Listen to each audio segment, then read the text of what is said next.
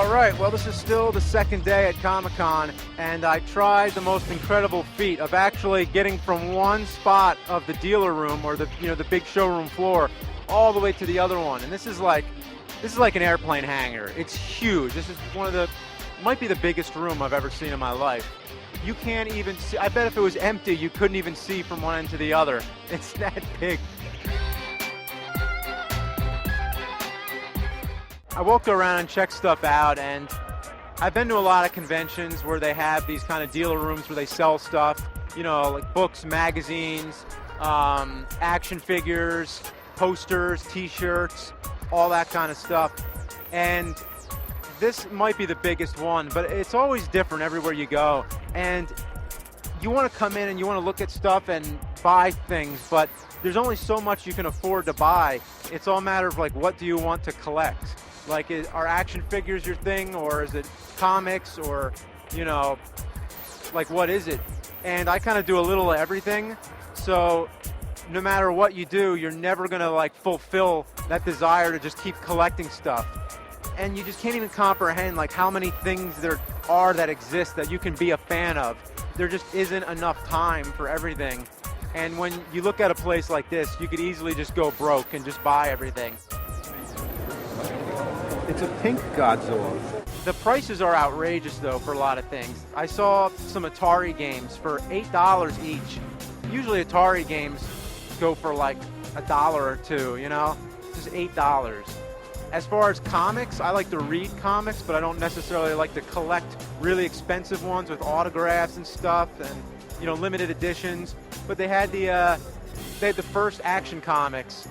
The very first issue of Action Comics, and it was like $1.5 million apparently, like in an auction, and you could buy a mansion for that. And I heard somebody say you can't read a mansion. I don't know. I take the mansion though instead.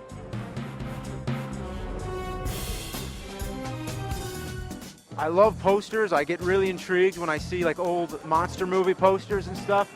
But I don't have enough room anymore on my walls for them. So once you run out of wall space, there's not really much you can do as far as posters go. So I guess I'm pretty much all out with that. They had some animation cells, which was pretty cool. They had animation cells of like He-Man and the real Ghostbusters, as well as the fake Ghostbusters, which was actually more or less the real one, because the live action show came way before. I don't know, that was Ghostbusters though instead of Ghostbusters. There's a space in the middle. Big difference. What's actually really funny is that when you go to the comics section, where most of the comics are, it's actually less crowded than the rest. Isn't this Comic-Con?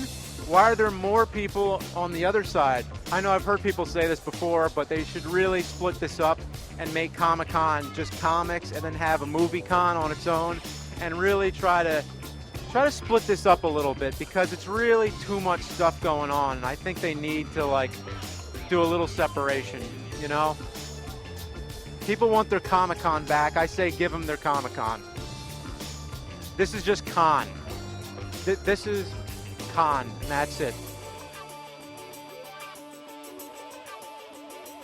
So I get stopped all the time here. I got lots of fans, and it's really cool. It's always nice to meet a fan, but it's like, are you angry video game nerd? hey, get out! I'm trying to shoot this. What the hell, man?